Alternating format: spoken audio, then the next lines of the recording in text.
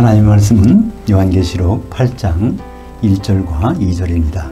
일곱째 인을 떼실 때에 그 하늘이 반시간쯤 고요하더니 내가 보매 그 하나님 앞에 그 일곱 천사들이 서 있어 일곱 나팔들을 받았더라. 성경 66권의 만능 열쇠 요한계시록 원전 강의 8장 첫 번째 시간입니다. 하늘이 고요하던 반시간, 마귀가 떠났던 얼마 동안, 이런 제목으로 은혜를 나누겠습니다. 요한계시록을 이번엔 세밀히 보고 있는데요. 요한계시록은 주님이 우리에게 주신 마지막 책입니다. 그러니까 온전한 예언이죠. 요한계시록보다 나중에 나온 것은 없죠. 여기에 최종적인 말씀인데요. 이 요한계시록을 우리가 접하면서 어떻게 이것을 제대로 이해할 수 있을까? 그것은 요한계시록 22장 17절에 보면 목마른 자가 와서 마시라. 그래서 이제 사실 얼마나 그 목마르냐에 따라서 갈급하냐에 따라서 우리가 여기에서 나오는 말씀의 뜻을 제대로 알 수 있을 것 같습니다. 사실 이 요한계시록을 기록하게 된 배경을 보면은 정말 엄청나잖아요. 이 요한계시록 자체는 기행문이라고 볼 수 있는데, 사도 요한이 몸은 반모섬에 있었는데 영으로 여행을 합니다. 그러니까 첫 번째 기착지가 어디죠? 공중, 주의 날 공중에 가서, 주의 날 공중이라는 걸 알 수 있는 것은 바로 7개 교회 한가운데 주님이 계신 것을 보면, 주님이 셋째 하늘에서 내려오시고 교회가 공중에 올라가서 거기서 만나는 장면으로 시작됩니다. 그래서 사도 요한이 영으로 공중에 올라가서 본 내용들, 그래서 2장과 3장에 7개 교회의 운명이 기록되어 있습니다. 그리고 이제 4장에 가면 4장 2절에 사도 요한이 거기서 또 옮겨갑니다. 어디로 가죠? 셋째 하늘, 이리로 올라오라 그래서 우주를 벗어나서, 하늘들을 벗어나서 셋째 하늘에 가서 보게 되는 장면이, 구체적으로 거기에 두루마리 책이 있는데, 하나님의 비밀이 담긴 책이 있는데, 그 책을 어린 양이 받아서 그것을 인을 떼시는 장면이 6장에 나오죠. 첫째인, 둘째인, 셋째인, 넷째인, 다섯째인, 여섯째인까지가 6장에서 떼지는데, 그 다음에 마지막 7인을 뗄 때가 7장에 안 나오고 오늘 8장에 나옵니다. 7인이 떨어지면, 그러면 그 두루마리 책에 있는 그 비밀의 내용들이, 예언의 내용들이 펼쳐지는 건데, 그 두루마리 책이 언제부터 내용일까요? 두루마리 책은 마지막 때에 있을 일이 아니라 초대교회 시대부터 지금과 그 다음에 주님 오실 때까지를 전체를 망라하는 것이 두루마리 책의 내용입니다. 그러면 초대교회가 시작되기 전에 어떤 일이 있었죠? 그러니까 주님이 이 땅에 와서 33년 반을 사셨는데, 마지막으로 3년 반 동안 하신 일이, 주님의 하신 사역이 있고, 그 다음에 이제 십자가에 달려 돌아가시고, 그 다음에 교회가 생겨서 초대교회부터 일어나는 일이 두루마리 속에는 들어가 있는 것입니다. 근데 오늘 이제 여기 반시간이라는 그 단어가 나옵니다. 반시간. 도대체 반시간이 무엇일까?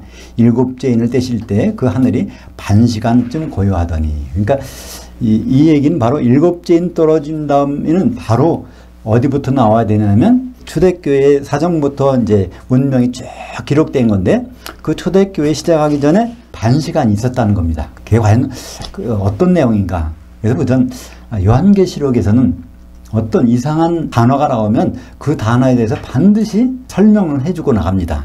그러니까 요한계시록은 다른 참고서가 없어도 우리가 볼 수 있는 책이에요. 그러면 1시간이란 말이 뭔지를 알면 반시간이라는 것도 알 수 있습니다. 그죠?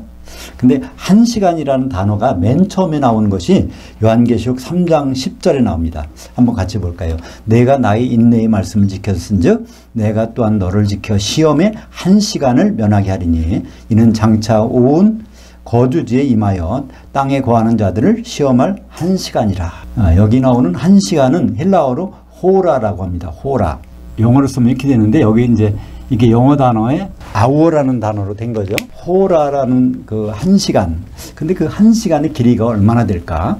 그래서 1시간의 시험을 면제받는 교회가 어디죠? 빌라델피아 교회입니다. 그죠? 빌라델피아 교회.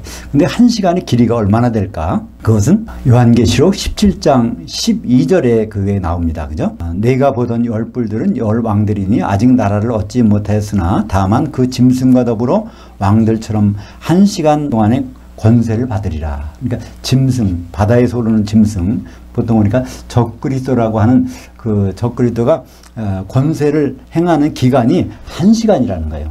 근데 이 한 시간은 다니엘서에 보면 거의 한일회로 나오죠. 그래서 한일회라는 것은 예언서에서 7년입니다. 그래서 7년을 요한계시록에서는 한 시간이라는 것으로 표시하고 있고, 그 한 시간이 빌라델피아 교회에 대해서 한 시간을 면제한다는 거예요. 근데 우리가 지난번에 봤듯이 그 한 시간에 대해서 요한계시록 7장에 보면 14만 4천, 그 14만 4천은 인 맞은 동안에 해를 받지 않습니다. 그죠?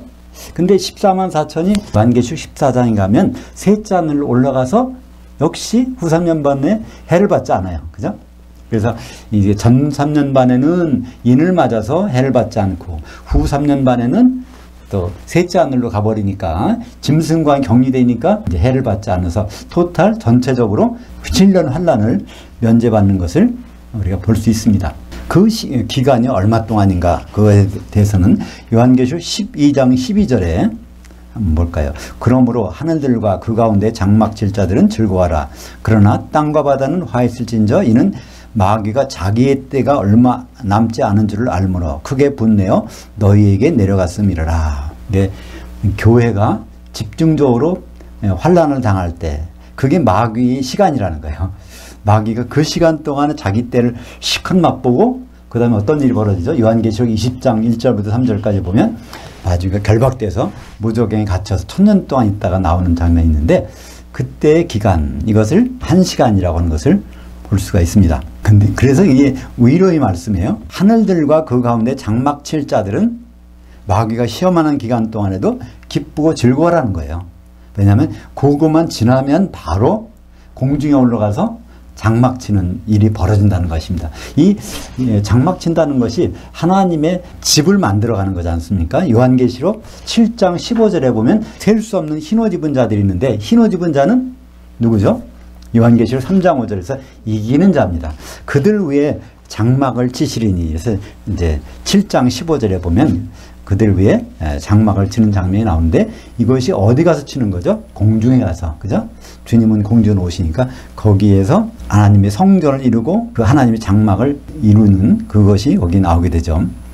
그래서 우리는 이 7년 환란 굉장히 어려운 고비입니다. 그죠? 근데 7년 환란이 지나야 주님을 만날 수 있기 때문에 우리는 그것을 그 다음 일을 생각하면 환란을 빌라델피아 교회 아니래도 넉넉히 감당할 수 있는 것이죠. 그러면 이 반시간에 대해서 구체적으로 한번 알아볼까요? 3년 반, 예수님의 공생애가 반시간이라고 하는데, 이것은 바로 예수님은 이 땅에서 하시는 일이 다 먼저 예약이 돼 있어요. 뭐로 돼 있을까요?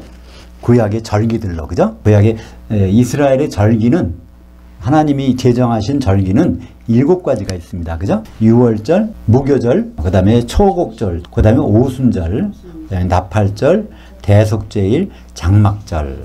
그러니까 장막절 다음에는 다시 이제 6월절이 들어오는 거죠. 이게 서클처럼 돼 있습니다.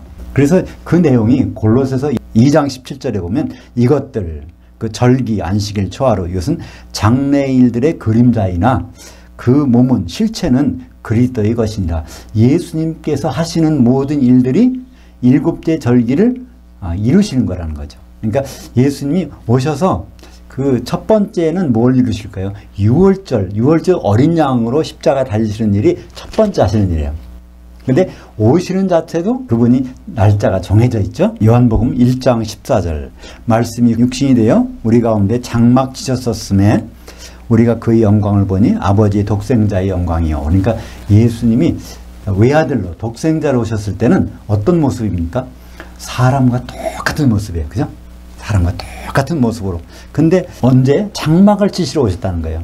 그러니까 구약의 모든 절기는 예수님이 행동으로서 완성시키는 건데, 예수님은 구약의 7개 절기 가운데 언제 오실까요? 장막절 날 오시지 않으면 다른 날 오시겠어요? 절기가 그건데.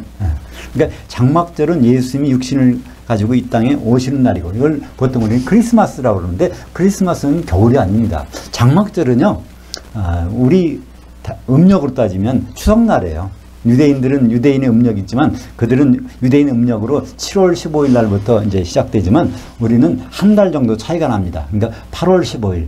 그러니까 한가위 때가 바로 이제 그 유대인이 생각하는 장막절일 첫날인 것이죠. 그래서 요한복음도 1장 14절은 사도 요한이 누구에게? 그 뒤에 있는 사람들에게 하는 거예요. 우리 우리라는 것은 거기서 사도들입니다. 우리 있을 때 예수님께서 장막절날 장막을 치셨다는 겁니다. 거기에 장막 치셨었음에 그것은 과거의 일시적인 행동을 나타냅니다. 지금은 안 보이지만 사도 요한이 살았던 젊었을 때는 예수님이 오셔서 33년 반 동안 우리에게 장막을 치신 적이 있었다. 그것을 여기 설명해 주는 겁니다. 그때는 어떻게 독생자로 오셔서 장막을 치셨다는 겁니다. 근데 그분 나중에 죽으시고 부활하실 때는 맏아들로 부활하셨죠. 그죠? 근데 맏아들로 부활하실 때는 육신으로 부활하신 것이 아니라 영의 몸으로, 영체로서 맏아들로 부활하신 것입니다. 그러니까 독생자는 피 흘리러, 맏아들은 우리와 같이 혼인하러 오시는 것입니다. 누가복음 3장 23절에 예수께서 가르치심을 시작하실 때 30세쯤 되시니라. 그러니까 예수님이 이 땅에 오신 것은 BC 주전 약 5년경입니다. 역사적으로 따져보면. 그러다가 예수님은 행방불명된 것처럼 돼 있어요. 근데 행방불명이 아니라 율법의 1.1획도 다 이루시기 위해서 예수님이 공적인 일을 시작하실 때는 민수기 4장에 반드시 30세가 돼야 일을 시작할 수 있어요. 제사장 업무 일을 할 때는. 그래서 30세 동안 참으신 거예요. 일을 하고 싶어도 참으신 거예요. 왜냐하면 율법에 있는 내용대로 이루시기 위해서. 그래서 30세 때 일을 시작하셨는데 그러면 그때가 언제쯤 될까요? AD 26년. AD 26년하고 BC 5년 하면 31이 되잖아요. 근데 0년이라는 건 없으니까. 그죠? 그러니까 주전해선 1, 2, 3, 4 또 이게 5. 그러니까 주후 1, 2, 3, 4. 그 0년은 없으니까 이게 바로 30세가 됐을 때 요단강에서 세례를 받으시고 이제 시작하십니다. 그러면 예수님이 시작하실 때는 무슨 절기에 시작하셨을까요? 근데 30년 딱 만 30년 되는 그때는 언제입니까요? 장막절이죠. 그죠? 그러니까 그때 공생애를 시작하신 거예요. 그죠? 성령이 임하셔서 공생애를 시작하신 것을 우리는 생각해 볼 수 있습니다. 이게 함적이잖아요. 굉장히. 그러니까 그 내용이 누가복음 3장 23절에 30세쯤 되시더라. 그러니까 이것은 딱 만 30이 아니라 왜 30세쯤일까요? 그동안에 그 전에 무슨 일이 있었죠? 세례 받으시고 이제 광야에서 시험을 받으시고 그런 단계의 기간이 있으니까 이제 가르침을 시작할 때는 약 30세쯤 되게 30세 좀 넘었다는 얘기겠죠? 근데 예수님이 이 일을 시작하자마자 뭐가 찾아왔어요? 마귀가 와서 시험을 하죠. 그것은 누가복음 4장 13절 같이 볼까요? 마귀가 모든 시험을 다한 후에 얼마 동안 떠나더라. 여기서 얼마 동안이란 말은 아크리 카이루.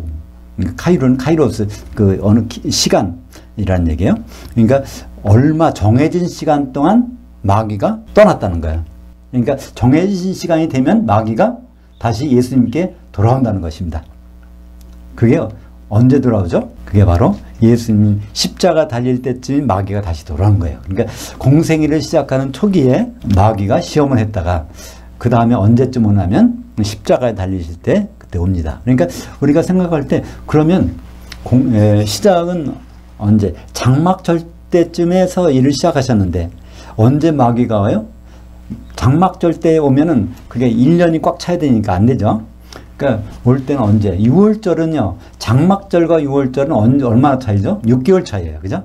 6월절 그것은 정월 1월 유대인 달력으로 1월 14일 저녁이니까 15일. 장막절은 7월 15일 유대인 달력으로. 그러니까 6개월 차이예요. 그러니까 여기서 반년이라는 시간이 더 걸린다는 걸 알 수 있습니다. 그렇다면 예수님이 공생애를 할 때 6월절이 몇 번 지날까요? 지금 우리가 생각해서 적어도 4번은 지나야 만 3년 반이라는 게 들어가겠죠. 그죠? 4번.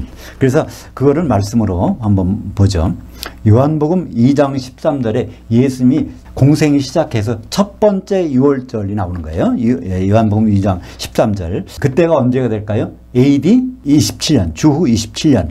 왜냐하면 장막절은 7월달이니까 이제 6월절 되려면 한 해가 지나가서 1월달이니까 한 해가 지나가야 되니까 AD 27년에 6월절 이게 이제 첫 번째 6월절에 예루살렘 가시는 거죠.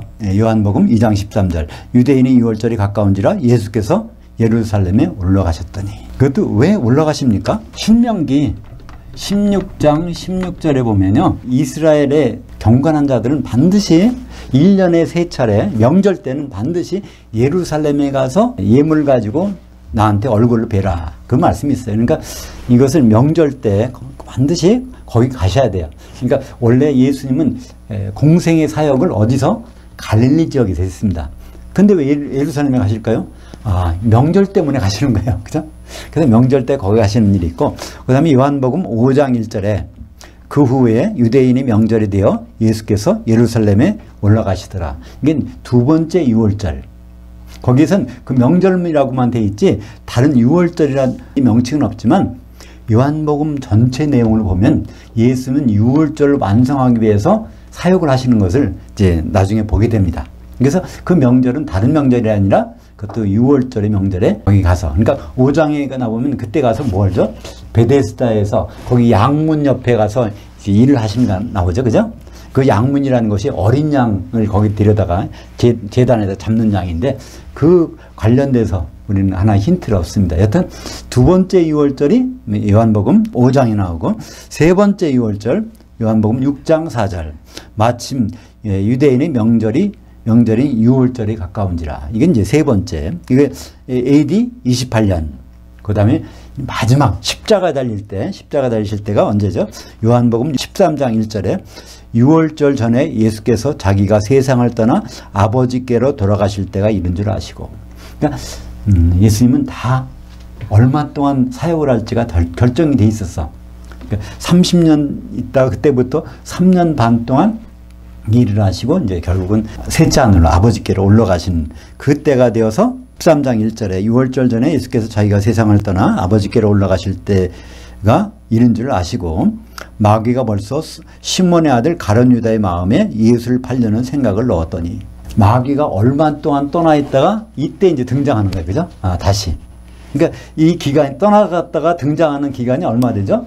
3년하고 반. 그러니까 장막절쯤에 시작했다가 네 번째 6월절에 이제 돌아온 거니까. 그러니까 3년 반 동안 고요한다고 되어 있습니다. 하늘이 고요해. 그러니까 마귀가 없으면 참 고요해지는 거죠. 그거 할 수 있어요.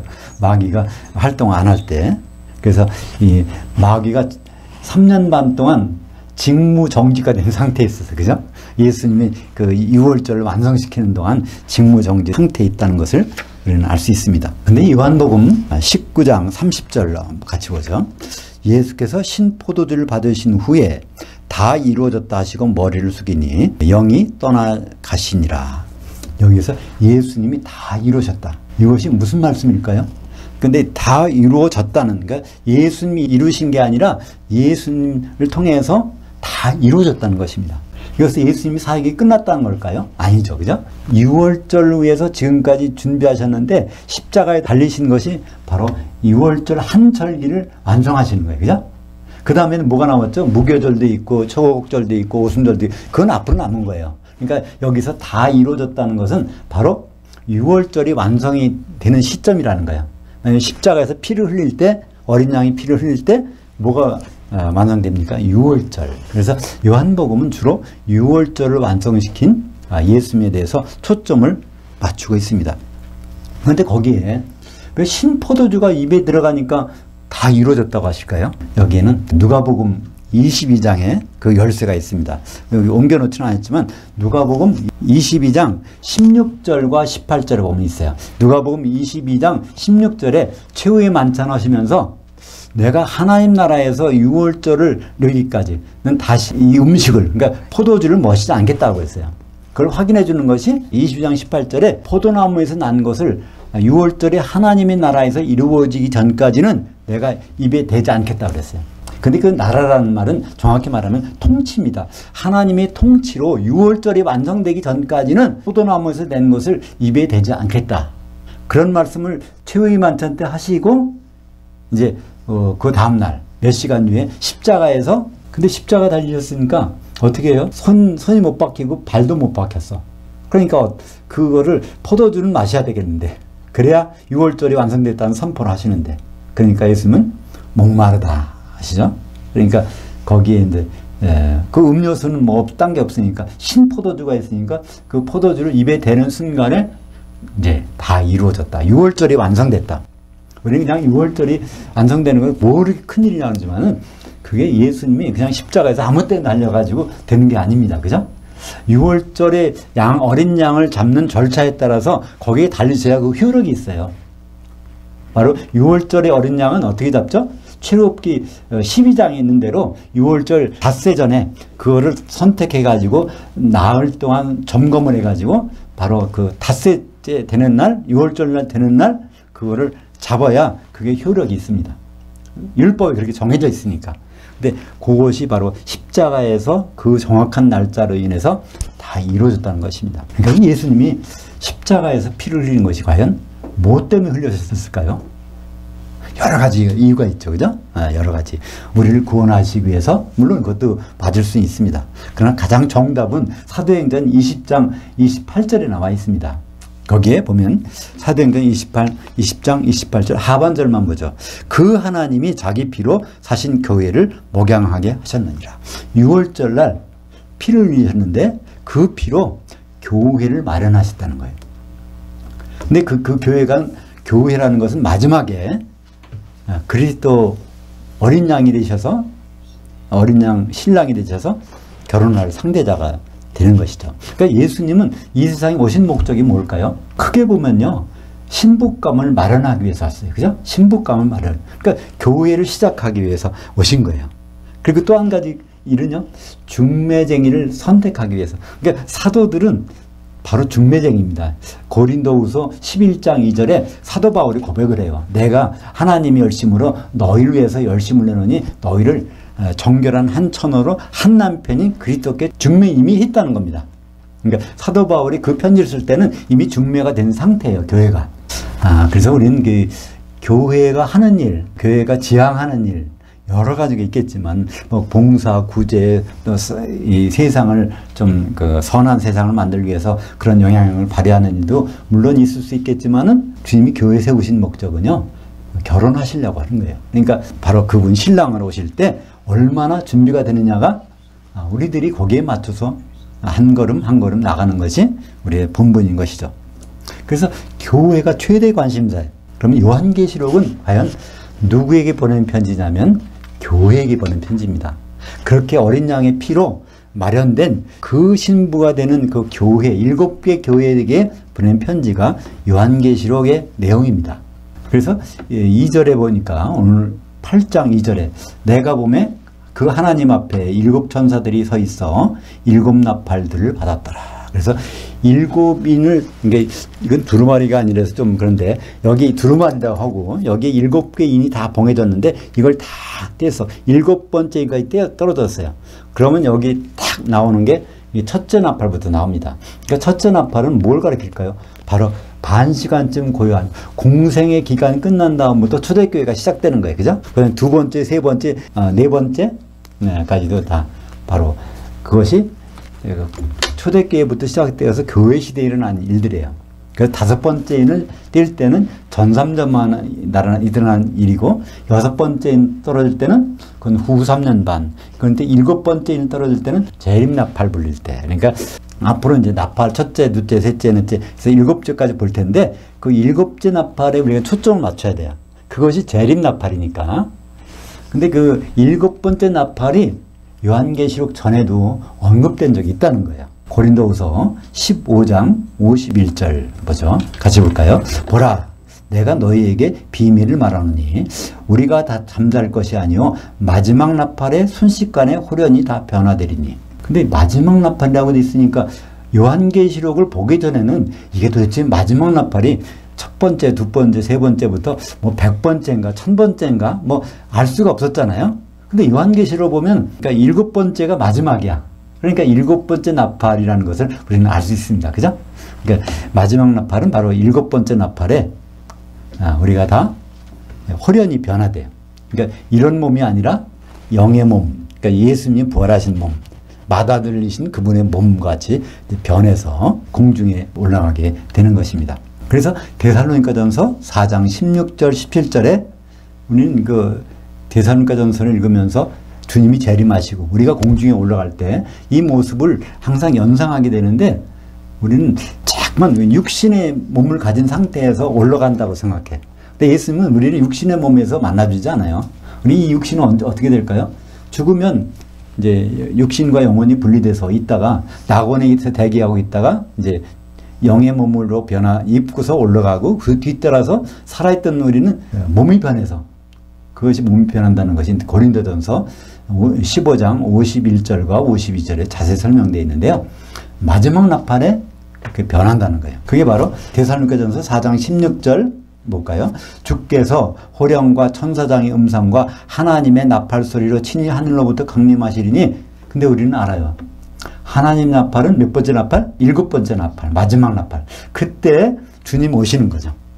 그리고 이제 17절에 보면 그 후에 우리 살아남은 자들도 그들과 함께 구름 속으로 끌어올려져. 이걸 다른 말로 하면 휴거되어 공중에서 주를 만나게 하시리니 그리하여 우리가 항상 주와 함께 있으리라. 여기선 주님을 만나는 대로 계속 주님과 함께 있는 게 아니에요. 그죠? 어떻게 될 경우에 기름을 준비한 자들. 근데 왜 여기서 그냥 기름 얘기가 안 나왔을까요? 데살로니가 교회의 성도들은 항상 기름이 준비되어 있었어요. 그걸 어떻게 알 수 있죠? 데살로니가전서 5장 19절에 보면 거기다가 사도 바울이 너희들은 성령을 소멸하지 말라. 이건 당부를 해요. 그러니까 기름이 충만하니까 소멸하지 말라고 그러지, 기름이 없으면 아예 소멸도 없잖아요. 그죠? 그러니까 그 데살로니가 교회에 보낸 편지이기 때문에 기름을 충만하게 한 상태에서 주님을 만나게 되면 그때는 헤어질 일이 없다는 거예요. 그래서 주님을 마지막 나팔이 울릴 때 주님을 만나는 장면이 또 어디 있냐면 요한계시록에 있단 말이에요. 한번 볼까요? 1장 10절부터 12절, 13절까지 한번 볼까요? 내가 영으로 주의 날에 있었더니 내 뒤에서 나는 나팔 소리 같은 큰 음성을 들으니. 여기에 그 나팔 소리 같은 큰 음성, 이것이 마지막 나팔. 데살로니가전서에 있고 또 고린도전서 15장에 있는 똑같은 거예요. 이것이 다른 나팔 소리가 아니에요. 그 나팔 소리. 그걸 읽고 거기에서 13절을 보죠. 13절을 보니까 그 촛대들 한가운데 인자 같은 이가 발에 끌리는 옷을 입고 가슴에 금띠를 띠고. 그러니까 촛대는 요한계시록 1장 20절에 보면 촛대는 교회라고 그랬으니까 7교회 한가운데 인자가 계신 모습. 그러니까 셋째 하늘에서 공중으로 내려오신 인자, 그다음에 교회가 둘러싸이는 그 모습이 여기에서 나오는 것이죠. 그러니까 요한계시록에서 이 장면이 공중인지 아닌지는 우리는 어디서 알았어요? 데살로니가전서 보면 그게 똑같은 나팔소리니까. 요한계시록 1장에 나온 나팔소리나 데살로니가전서 4장에 나오는 나팔소리나 고린도전서 15장에 있는 나팔소리나 이게 똑같은 거예요. 그러니까 똑같은 장소란 말이에요. 사도 요한의 영이 그 이동해서 거기서 보고 있는 장면인 것이죠. 그것이 이제 한 번 더 나옵니다. 요한계시록 11장 15절에 7째 천사가 나팔을 불 때, 이게 바로 어떤 나팔이에요? 마지막 나팔 불 때 그 하늘에 큰 음성들이 나서 이르되 세상 나라가 우리 주와 그의 그리스도의 나라, 이것은 다른 말로는 천년왕국이 되는 거죠. 되어 그가 세세토록 왕노릇 하시리로다 하니. 그 세상 나라는 뭘까요? 천국, 우리가 천국이라는 거죠. 보통 하나님이 통치를 받고 있는 이곳이, 하나님이 통치가 끝났을 때 바로 이 어린 양의 혼이 이루어지고 거기에 이제 그리스도의 나라인 천년왕국이 벌어지는 것. 여기에 바로 우리가 이 마지막 나팔이 얼마나 중요한지. 그래서 마지막 나팔이 언제 울릴까? 그것은 우리가 그 전에 보면 알 수 있어요. 뭘 보면 첫째 나팔 보면 둘째 나팔은 언제 있지? 셋째 나팔, 넷째 나팔, 다섯째, 여섯째 나팔이 불리면 이거 마지막 나팔은 곧 불린다는 걸 알 수 있잖아요. 그래서 이 나팔 소리가 날 때 나오는 여러 가지 징조들을 보면은 주님이 오실 때가 언제쯤인지를 우리가 알 수 있다는 거예요. 근데 예수님이 이 땅에 오셨을 때는 사실은 모른다고 그랬어요. 그죠? 주님이 오실 때 언제 이스라엘 나라를 회복하십니까? 주님이 언제 오십니까? 그랬더니 마태복음 24장 36절에 그러나 그날과 그때는 아무도 모르나니 하늘들의 천사들도 아들도 모르고 오직 아버지만 아시느니라. 노아의 그 날들이 와 같이 인자의 마음도 그러하리라. 예수님 오시는 때는 아들이 모른다는 거예요. 왜 모를까요? 그것은 좀 실력이 딸려서 모르는 게 아니죠. 예수님은 이 땅에서 피 흘리시려고, 교회 때문에 죽으시려고 오셨기 때문에 하나님은 죽으실 수가 없잖아요. 그래서 하나님의 자격을, 하나님의 권능을 다 내려놓고 오셨기 때문에 이분은 제한된 걸 가지고 활동하셨어요. 예수님이 병자를 어떻게 고쳤나요? 그분의 능력이 아니에요. 무리를 어떻게 걸으셨나요? 그분의 능력이 아니에요. 그럼 어떻게 알 수 있죠? 베드로가 간증을 하는 장면이 사도행전 10장 38절. 하나님이 나사렛 예수에게 성령과 능력을 기름 붓듯 하셨음에 저가 두루다니시며 약한 자들을 고치시고 마귀에 눌린 모든 자를 고치셨다. 그러니까 그런 한 일은 바로 성령께서 이 나사렛 예수에게, 나사렛 예수란 말은 나사렛에서 태어난 인간이라는 뜻이에요. 평범한 사람에게 성령이 임해서 그런 일을 한 것이지 예수님이 하나님의 능력을 가지고서 그런 일을 안 했다는 것을 예수님을 가장 잘 아는 베드로가 고넬료 가정에서 딱 간증하는 장면이 있지 않습니까? 그래서 예수님은 실력이 없어서 그런 것이 아니라 이 땅에서 활동하시는 동안은 그걸 모르셨어요. 일부러 그걸 내려놓으셨기 때문에. 그것이 바로 빌립보서 2장 6절에 2장 6절, 7절, 8절에 그 증거가 나옵니다. 같이 보죠. 그는 근본 하나님의 본체시나 하나님과 동등됨을 취할 것으로 여기지 아니하시고 오히려 자기를 비워 종의 형체를 가지사 사람들과 같이 되셨고 사람의 모양으로 나타나사 자기를 낮추시고 죽기까지 복종하셨으니 곧 십자가에 죽으십니다. 그러니까 십자가에 죽으시려고 하나님의 자리를 일단 양보하고 유보하고 내려오셨다는 것을 말씀하셨기 때문에 그런 상태에서 하나님의 계획을 알 수 없는 것은 너무나 당연한 것이다. 그러니까 아들도 그거를 때를 모른다는 거예요. 근데 언제부터 하셨을까요? 바로 하나님으로 복귀하신 순간에는 그 때를 당연히 알 수 있는 거죠. 그래서 에베소서 5장 5절, 이것은 에베소서는 언제 기록되어 있을까요? 예수님이 하나님으로 복귀하신 다음에 기록됐잖아요. 그죠? 한번 볼까요? 너희도 정녕 이것을 알거니와 음행하는 자나 더러운 자나 탐하는 자 곧 우상 숭배자는 다 하나님이신 그리스도의 나라에서 기업을 얻지 못하리니. 그러니까 에베소서를 사도 바울이 기록할 때는 이미 예수님이 하나님으로 복귀하신 상태, 그죠? 복귀하신 상태에서 말씀하고 있는 거예요.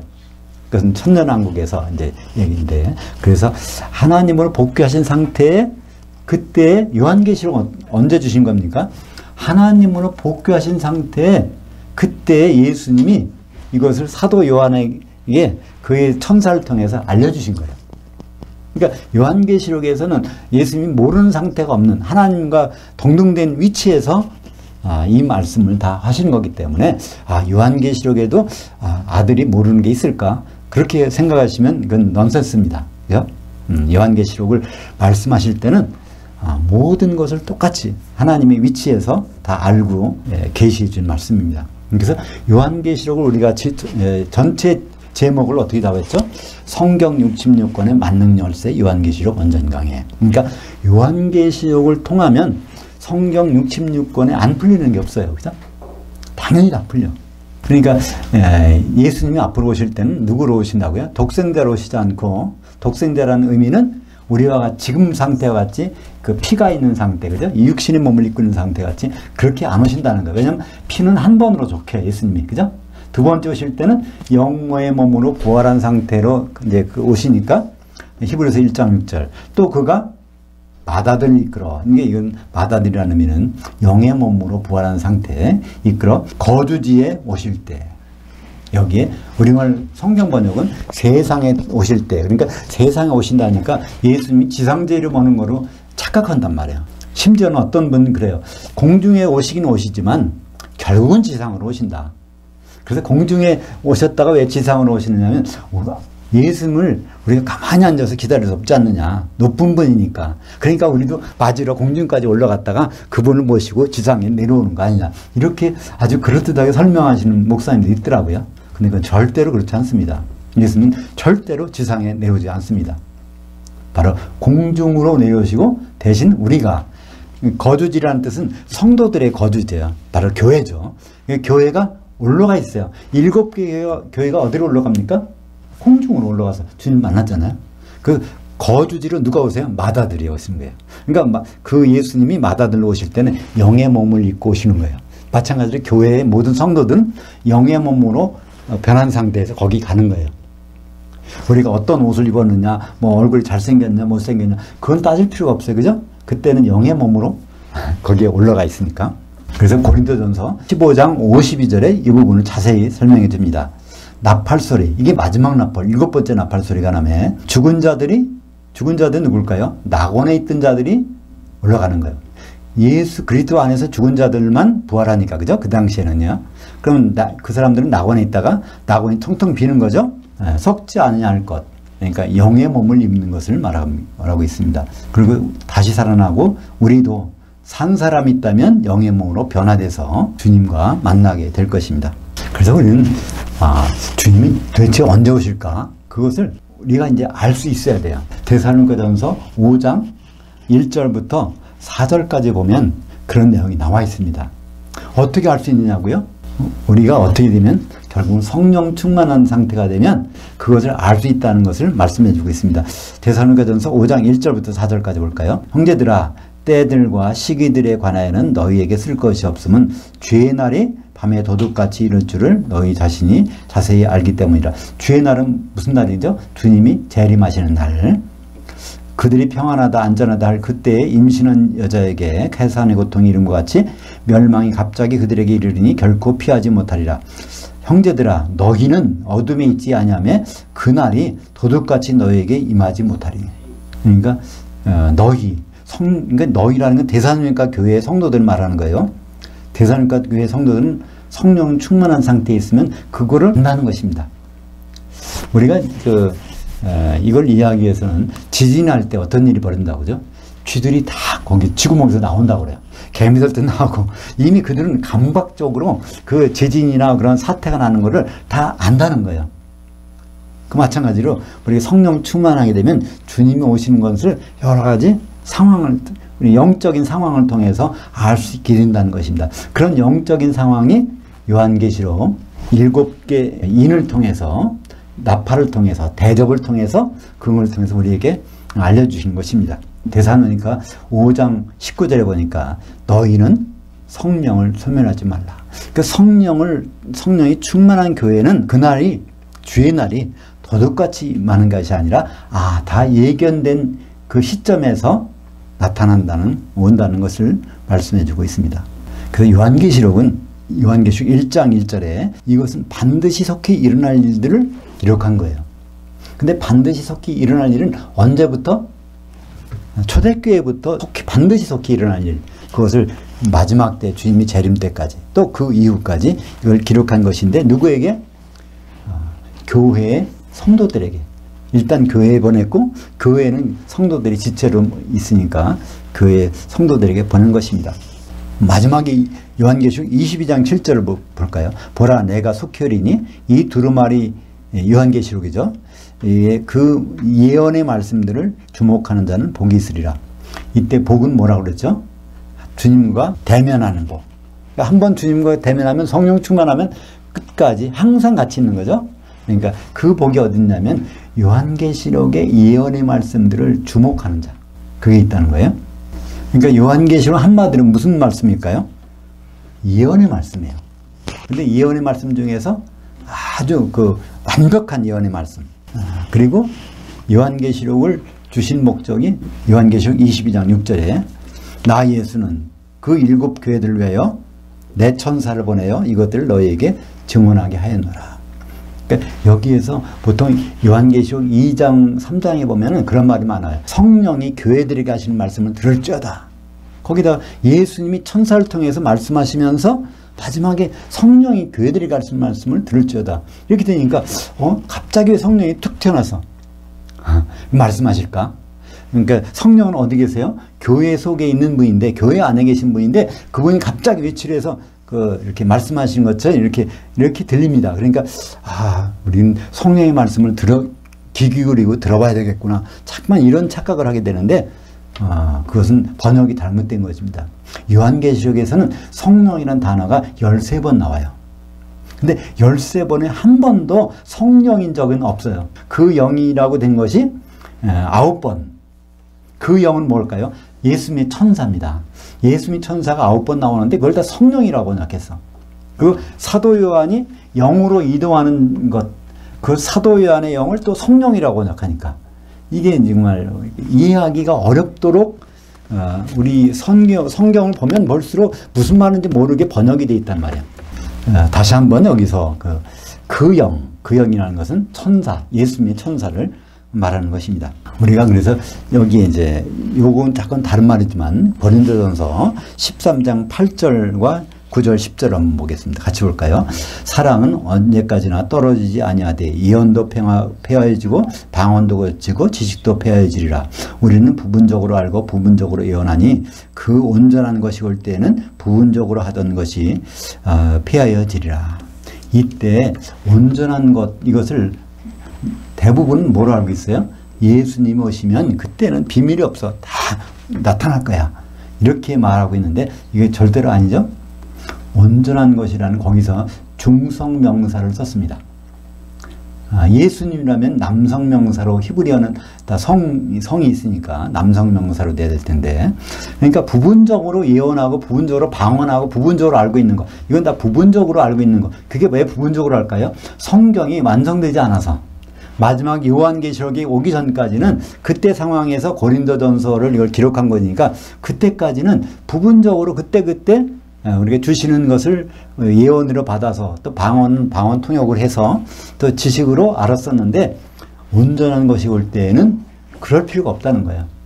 방언이 필요 없다는 거예요. 지금도 방언하는 분들이 계시는데 그것은 필요 없다고 그러는데 자꾸 하는 거예요. 방언에서 나쁜다는 말은 뭐 할 수 없겠지만 방언보다 더 좋은 것, 그죠? 온전한 예언이 되어 있는데 그것을 내버려 두고 예언을 사모하고 방언을 하려고 그러고 그게 무슨 소용이 있겠어요? 더 좋은 것, 더 좋은 장비가 있는데. 근데 밭에 가서 일을 하는데 손으로 흙을 만지고 하면 그 일 잘 될까요? 거기다 호미나 괭이가 있어. 그거 가지고 긁어가지고 거기다 트랙터가 동원되면 그냥 그거로 하는 게 낫지. 트랙터는 옆에다 세워놓고 손이나 호미 가지고 일을 하는데 그것이 나쁜 건 아니지만 일은 되겠지만 그 일이 현찮잖아요. 그죠? 우리에게는 완전한 예언, 요한계시록이 있습니다. 바로 교회에 주셨고 또 성도들에게 주셨고, 그 목적이 뭐냐면 하나님의 통치의 결과물을 얻기 위해서. 하나님의 통치의 결과물은 요한계시록 19장 6절에 나오죠. 거기에 할렐루야 전능하시니 그러니까 통치하셨도다 하면서 7절에 어린 양의 혼인에 대해서 말씀하십니다. 그것이 하나님의 통치의 결과물이 나옵니다. 어린 양의 혼인. 그 혼인의 시발점이 되는 것이 교회. 그죠? 그래서 이 교회에 대한 얘기가 전체가 요한계시록이고, 거기에서 우리가 지금 어느 위치에 있는가, 우리는 그것을 발견하게 된다면 절대로 요한계시록에서 내려갈 수가 없는 것입니다. 이 풍요한 주님의 그 예언의 말씀 속에서 우리가 그분의 통치의 목적을 이룰 수 있는 것입니다. 기도하겠습니다. 하나님 아버지 감사합니다. 오늘 요한계시록 8장 반 시간을 통해서 주님이 3년 반 동안 하신 일이 정말 어떤 의미가 있었는지, 십자가에서 피를 흘려주신 것이 교회 때문이라고 하셨는데 그 교회가 어떤 방향으로 나가야 될지 우리가 다시 한번 생각하게 하심을 감사합니다.